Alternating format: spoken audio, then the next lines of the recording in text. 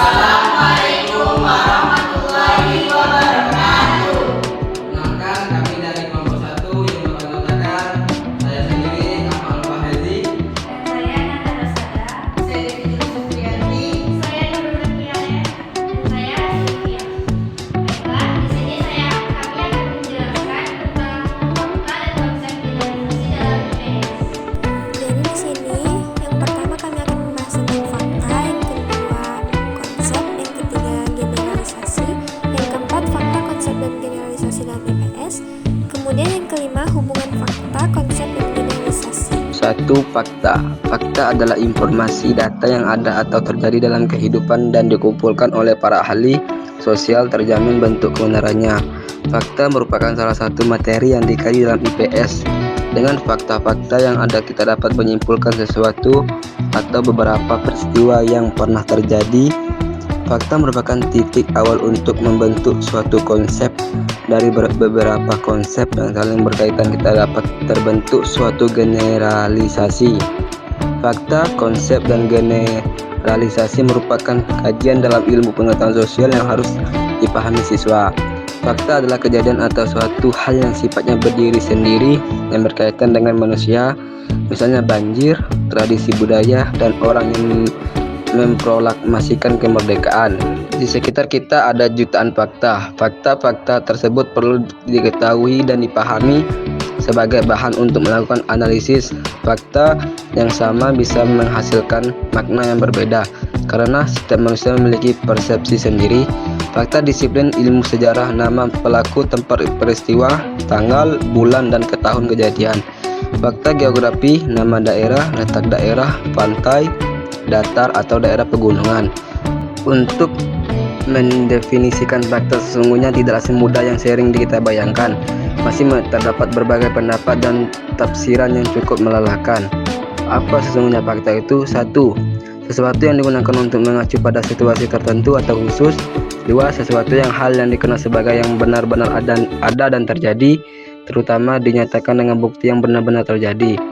3. Suatu penegasan, pernyataan, atau informasi yang berisi atau berarti mengandung suatu yang memiliki kenyataan objektif. Dalam arti luas adalah sesuatu yang ditampilkan dengan benar atau salah dengan karena memiliki realitas objektif.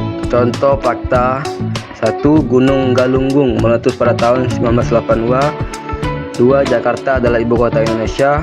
3. Proklamasi kemerdekaan Indonesia adalah tanggal 17 Agustus 1945. Konsep adalah kesepakatan bersama untuk penamaan sesuatu dan merupakan alat intelektual yang membantu kegiatan berpikir dan memecahkan masalah. Jika kita menemukan sejumlah informasi, misalnya ada sebuah benda padat yang besar. Benda itu terbuat dari besi atau kayu, digerakkan oleh mesin atau layar, berjalan di atas air, digunakan untuk mengangkut barang atau orang. Maka kemudian dengan kemampuan mental informasi atau fakta itu dapat disederhanakan dengan memberi label atau nama, contohnya kapal laut. Konsep merupakan sejumlah fakta yang memiliki keterkaitan dengan makna atau definisi yang ditentukan. Konsep juga dinyatakan dalam sejumlah bentuk. Yang pertama, konkret atau abstrak, luas atau sempit, suku kata atau frase. Yang kedua, beberapa bentuk konsep adalah konsep konkret, misalnya keterkaitan dengan tempat, objek, lembaga, atau kejadian seperti manusia, gunung, pulau, daratan, rumah, negara, partai politik, barang konsumsi, produsen, pabrik, gempa bumi, kemarau, dan sebagainya. Sementara itu, konsep lainnya yang bersifat abstrak yakni demokrasi, toleransi, adaptasi, kejujuran, kesetiaan, kebudayaan, kemerdekaan, keadilan, kebangsaan, saling ketergantungan, hak, sistem hukum, dan sebagainya. Konsep dikatakan penting karena konsep membantu seseorang untuk mengorganisasikan informasi atau data yang dihadapi. Selanjutnya, cara memperoleh konsep, yakni sebelumnya harus mengenal, kemudian memahami dan merumuskan data, fakta yang menjadi ciri atau atribut dari suatu konsep. Di dalam kata konsep terdapat dua makna yang terkandung di dalamnya. Namun untuk membedakannya kita bisa melihat tentang kata konsep yang dicontohkan dengan dua kalimat seperti di bawah ini. Yang pertama, mahasiswa PPL itu belum selesai membuat konsep laporan praktik mengajar. Yang kedua, saya belum mengerti tentang konsep IPS yang diterangkan oleh dosen. Pengertiannya atau maknanya adalah pada kalimat pertama, yaitu berarti rancangan atau draft. Sedangkan pengertian atau makna kata dari konsep pada kalimat kedua adalah gagasan atau ide pokok-pokok pikiran dalam pembelajaran IPS. 3. Generalisasi. Generalisasi berasal dari kata general yang berarti umum atau menyeluruh. Fakih Samlawi mengemukakan bahwa generalisasi merupakan sejumlah konsep yang memiliki karakteristik dan makna. Generalisasi ialah pernyataan tentang hubungan di antara konsep. Generalisasi mengungkapkan sejumlah besar informasi. Kebenaran suatu generalisasi ditentukan oleh rujukan pembuktian konsep. Generalisasi berisi banyak konsep. Berikut ini kutipan sebuah generalisasi yang dikutip dari Sapage dan Armstrong. Ketika suatu masyarakat meningkat menjadi masyarakat terdidik dan masyarakat industri, maka angka kelahiran akan menurun. Perlu dipahami bahwa fakta menyediakan contoh-contoh bagi konsep dan generalisasi yang spesifik. Namun demikian, jika fakta-fakta itu tidak terkait dengan konsep dan generalisasi yang penting, maka fakta-fakta tersebut hanyalah menjadi setumpuk hal yang sepele, di mana sedikit kegunaannya. Ciri-ciri generalisasi adalah sebagai berikut. A. Menunjukkan hubungan antara dua konsep atau lebih. B. Bersifat umum dan merupakan abstraksi yang menunjukkan keseluruhan kelas dan bukan bagian atau contoh. C. Adalah tingkat abstraksi yang lebih tinggi dari sekedar konsep. D. Berdasarkan pada proses dan perkembangan di atas dasar penalaran dan bukan hanya berdasarkan pengamatan semata. Fakta konsep generalisasi dalam IPS. Hakikat IPS adalah memahami fakta, konsep dan generalisasi dalam bingkai ekonomi, politik, agama, sosiologi, psikologi, dan budaya. Manusia menghadapi berbagai permasalahan dalam hidupnya.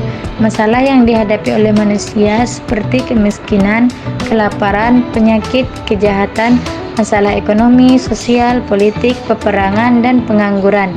Hampir setiap hari dapat kita baca dan kita dengar, baik dari media cetak maupun dari media elektronik. Berbagai upaya untuk meningkatkan kualitas hidup masyarakat terus dilakukan, baik secara individu maupun secara kolektif. Tetapi, upaya tersebut tidak semuanya dapat dipecahkan persoalannya. Hal ini dikarenakan banyaknya dimensi kehidupan manusia, bahkan tidak jarang kita mendengar berbagai usaha pembangunan dianggap tidak berhasil karena pendekatan yang tidak tepat sehingga menimbulkan penderitaan dan kesengsaraan sebagai anggota masyarakat. Padahal usaha pembangunan itu diperuntukkan demi kesejahteraan hidup manusia, ternyata pembangunan manusia dan masyarakat itu tidak mudah dan lebih sulit daripada membangun prasarana dan sarana fisik. Demikian pula kemajuan ilmu pengetahuan dan teknologi yang pada umumnya untuk meningkatkan kualitas hidup manusia sering disalahgunakan. Misalnya, pengembangan senjata nuklir dan biologi yang dapat menghancurkan peradaban manusia. Kesejahteraan hidup manusia akan berhasil jika manusia memahami pentingnya dimensi manusia itu sendiri, baik secara individu maupun secara kolektif sebagai anggota masyarakat. Pengetahuan tentang dimensi dan aktivitas hidup manusia dipelajari oleh ilmu-ilmu sosial. Oleh sebab itu, ilmu-ilmu sosial diperlukan dalam rangka pembangunan manusia. Bagi individu, ilmu-ilmu sosial atau ilmu pengetahuan sosial bermanfaat untuk membentuk dan memberikan bekal pengetahuan dan keterampilan untuk hidup bermasyarakat, berbangsa, dan bernegara. Selain itu, IPS juga menjunjung tinggi nilai-nilai kemanusiaan dan kebudayaan serta menyiapkan individu menjadi warga negara yang baik dan bertanggung jawab. Bagi pelaksanaan pembangunan, IPS bermanfaat dalam memberikan pengetahuan kemasyarakatan sehingga dapat melakukan pendekatan secara tepat dalam pelaksanaan pembangunan. Ketetapan dalam pendekatan itu akan memberikan hasil yang optimal bagi kesejahteraan hidup masyarakat. Sepanjang hidupnya, manusia mempunyai naluri untuk berinteraksi, bergaul atau berhubungan dengan sesamanya. Semakin meluasnya pergaulan seiring pula dengan bertambahnya usia seseorang, semakin luasnya interaksi. Interaksi adalah hubungan timbal balik antara individu dengan kelompok dan kelompok dengan kelompok.